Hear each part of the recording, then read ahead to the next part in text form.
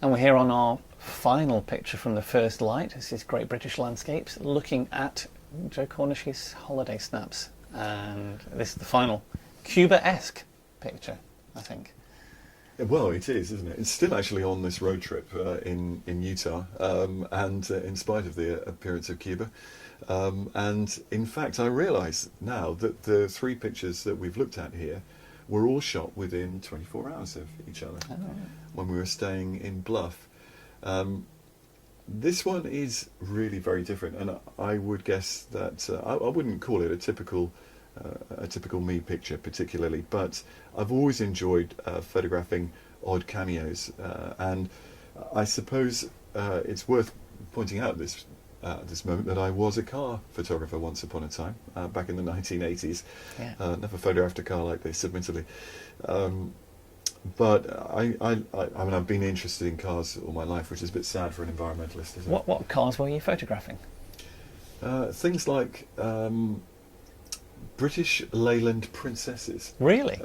Yes, at least when I was an assistant. That must have been quite difficult because it's an extraordinarily ugly car. It's absolutely appalling. Fortunately, I wasn't responsible for that photography. I was just the assistant. Yeah. I did have a brief spell working as a magazine car photographer as well.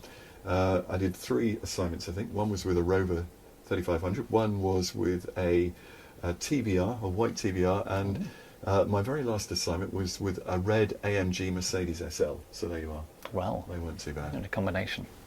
Anyway, this is none of those. Slightly older car. It is, and in fact, although it appears as if it might be on a scrap heap kind of candidate, I actually think that the residents of Bluff, Utah, population approximately 138, have left it there rather deliberately, quite close to their road sign, because I think they see it as part of the kind of character of the West. So although in that sense it's perhaps a bit self-conscious, but nevertheless it's a lovely old car, isn't it? It is indeed, yeah. And the way that it's corroding with time, the combination of rust and flaking paintwork is, to me, very, very attractive. And I felt that the sort of wide-angle perspective with the really emphasising the toothy grille is what I wanted to do there, and of course then I could show the context of Bluff itself to some extent, which is a fantastic place. I mean, it really sort of sits in this valley overlooked by bluffs, hence the name, what they call bluffs.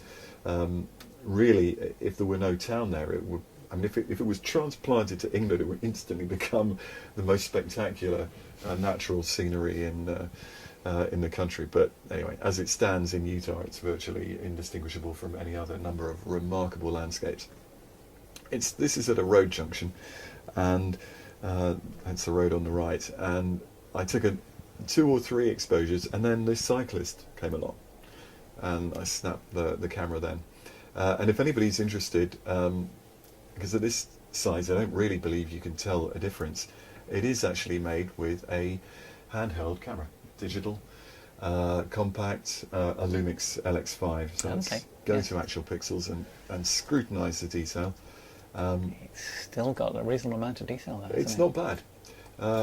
You can see by the size of it, it's not exactly phase 1, but it is still pretty good, quite acceptable, definitely well focused in the foreground. And when we looked at it, in fact, full frame last night, I noticed, I'm going to try to close it now, that it is in fact suffering from a little bit of halation caused by sharpening up here, and I'm pretty sure I didn't sharpen it. And then I remembered that I actually made it not from the raw file but from JPEGs. So I'm sorry to say, from a JPEG. JPEG straight out of camera. Straight out of camera, and that is where that unfortunate artifact comes from. It's not terribly serious, but nevertheless I'd have preferred if it hadn't been there.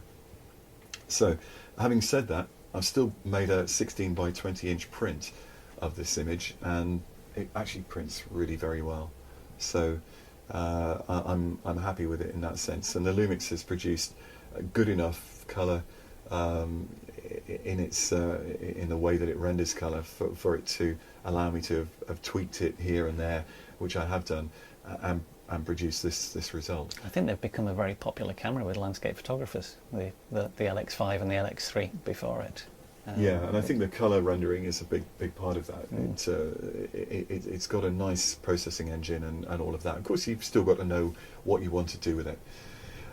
Just looking more at the composition, because I think that's the key thing. I mean, it is a snapshot, so I don't want to get too heavily into it. But having said that, it was a snapshot that I felt was worth making a 16 by 20 inch print of. So yes. I took a little bit of care and trouble over it, and even this little bit of brush that comes up against the side of the car here, that forms an important aspect of the composition.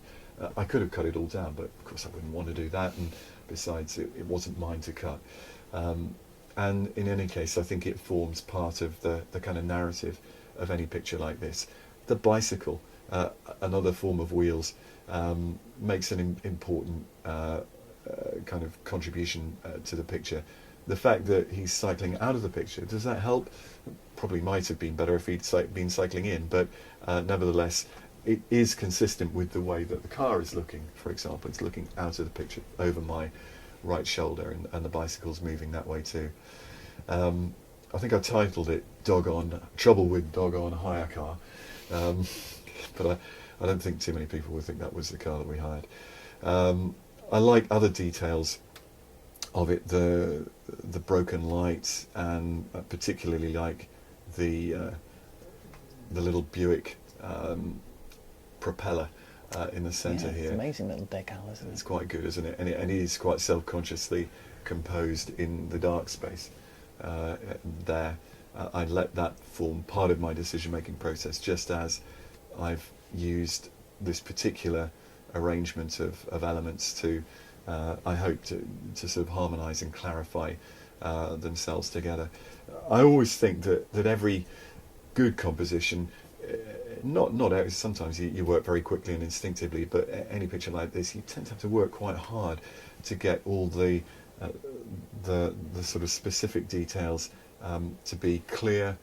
There's a slight weak area here, I would say, with the background and the bonnet to become a little bit confused. But other than that, the shape of the line of the road here, the line of the this sort of silver chrome work, and the line of the bonnet, all of that seems to resolve itself quite well to me. And it is those wonderful, extravagant, opulent, voluptuous curves that really make these cars such a pleasure to photograph. Do you work handheld for these, or do you use the LX5 on a tripod ever? Well, that's a good question. Ever, yes, I have photographed with the tripod and the LX5, but the camera itself is so diminutive that it feels a bit silly on a tripod. Yeah. You know, unless you've got a really, really miniature tripod, and then you have to say, what's the point, because they don't seem to hold the camera very steady. I've got to be honest, I mean, I generally work handheld. And actually, that's an interesting question. Let's have a quick look and see if we can find any file data and find out if it was a fast shutter speed. Oh, it was fast. 10/5000th, 500th of a second. I think that's it. Yeah. Exactly. Interesting. Panasonic's way of saying Panasonic's way of saying 1/500th of a second. F-stop f4, maximum aperture value 2, and focal length of 5.1. Well, I should think that's the widest view. You can see that it's in the sRGB colour space as well. I'm not sure how big the sensors are on there's a buttons down the bottom right. On these Panasonics, they're not 4/3, they're smaller than 4/3, probably half the size again, aren't they? Oh, quite a bit smaller than that. So yeah. Fingernail size is the sensor, hence the very, very, very short focal length of the lens. And naturally, a lot of depth of field comes with that. My guess is I had set on P for program, lazy photographers.